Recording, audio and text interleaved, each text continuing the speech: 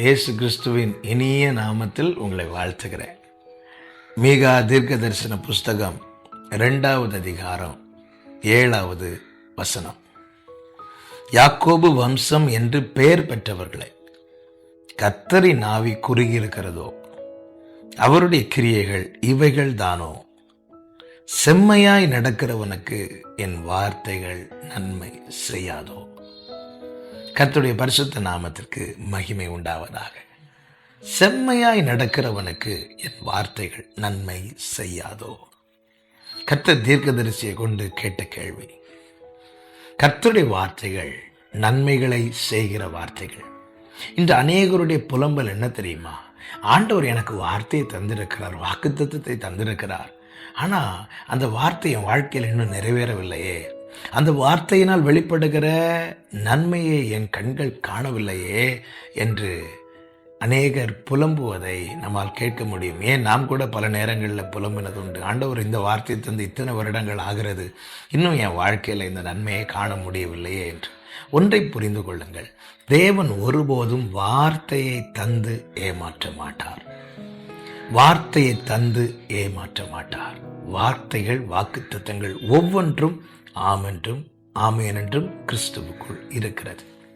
அப்படி இருக்க ஏன் வார்த்தை உரைக்கப்பட்டது போல அந்த வார்த்தையினால் வெளிப்படுகிற நன்மையை கண்கள் காணவில்லை? அந்த கேள்விக்கு தான் கர்த்தர் ஒரு கேள்வியை முன்வைக்கிறார். செம்மையாய் நடக்கிறவனுக்கு என் வார்த்தைகள் நன்மை செய்யாதோ என்று. அப்படி என்றால் ஒன்றை புரிந்து கொள்ளுங்கள், தேவன் ஏன் காத்திருக்க வைக்கிறார்? ஆமே, நம்முடைய நடைகளை சீர்படுத்தி வாக்குத்தத்தங்களை பெற்றுக்கொள்வதற்கு ஏற்ற பாத்திரவான்களாய் நாம் காணப்பட நம்மை மாற்றதான் தேவன் காத்திருக்க வைத்து கிருபைகளை தருகிறார். தேவன் நம்முடைய நடைகளை கவனிக்கிறார். தேவன் நம்முடைய கிரியைகளை கவனிக்கிறார். நம்முடைய நினைவுகளை தூரத்திலிருந்து அறிகிறார். அவர் இரக்கம் உள்ள தேவன், கிருபை உள்ள தேவன், அன்புள்ள தேவன், உண்மை உள்ள தேவன். அதே வேளையில் ஒன்றை மறந்துவிடக்கூடாது, அவர் நீதி உள்ள தேவன். பாருங்கள், ஆபிரகாமுக்கு 75வது வயதில் வாக்குத்தத்தத்தை கொடுத்தார். ஆமென். உன் சந்ததி, உனக்கு நான் சந்ததியை கொடுப்பேன் என்றார். கடற்கரை மணலை போல பெருக பண்ணுவேன் என்றார். வானத்து நட்சத்திரத்தை போல பெருக பண்ணுவேன் என்றார். அந்த வாக்குத்தத்தம் நிறைவேறும் காலம் சமீபித்த போது, அதாவது ஆபிரகாமுக்கு 99 வயதான போது, ஆதியாகமம் 17:1 சொல்லப்பட்டிருக்கிறது, நான் சர்வ வல்லமையுள்ள தேவன், நீ எனக்கு முன்பாக நடந்து கொண்டு உத்தமனாயிரு.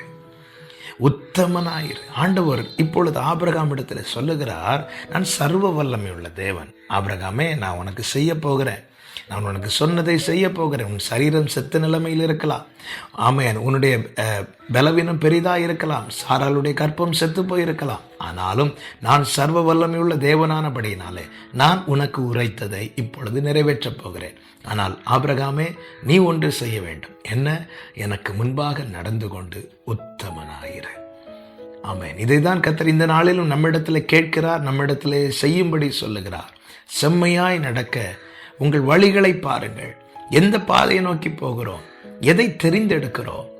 நம்முடைய கால்கள் அவருடைய வழிகளில் நிற்கட்டும், நம்முடைய நடைகள் அவருடைய வழிகளில் உறுதிப்படட்டும். செம்மையாய் நடக்கிறவனுக்கு கர்த்தருடைய வார்த்தை நிச்சயம் நன்மை செய்யும்.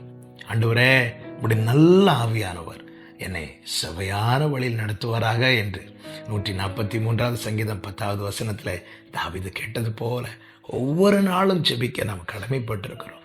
செம்மையாய் நடக்கிறவனுக்கு கர்த்தருடைய வார்த்தைகள் நன்மை செய்யும். ஆமென். வாக்குத்தத்தத்துக்கு காத்திருக்கிற அன்பு சகோதரா, சகோதரி, ஆமென், நம்முடைய நடைகளை கவனிப்போம். உங்கள் நடைகளை பாருங்கள். கர்த்தர் ஆபிரகாமுக்கு சொன்னார் அல்லவா, ஆபிரகாமுக்கு செய்தது எனக்கும் செய்வார் என்று நம்பிக்கொண்டிருக்கிறோம். எஸ், நிச்சயம் செய்வார், அதில் மாற்றமில்லை. ஆனால் அதே வேளையில் ஆபிரகாமிடத்தில் என்ன சொன்னார்? நீ எனக்கு முன்பாக நடந்து கொண்டு உத்தமனாயிரு. அப்படி என்றால் அவர் நடைகளை பார்க்கிறார், நம்முடைய வாழ்க்கையை பார்க்கிறார். பெற்றுக்கொள்ள பாத்திரவான்களாய் மாற நம்மை விட்டு கொடுப்போம். ஆவியானவருடைய துணையோடு செவ்வையான வழியிலே நடப்போம்.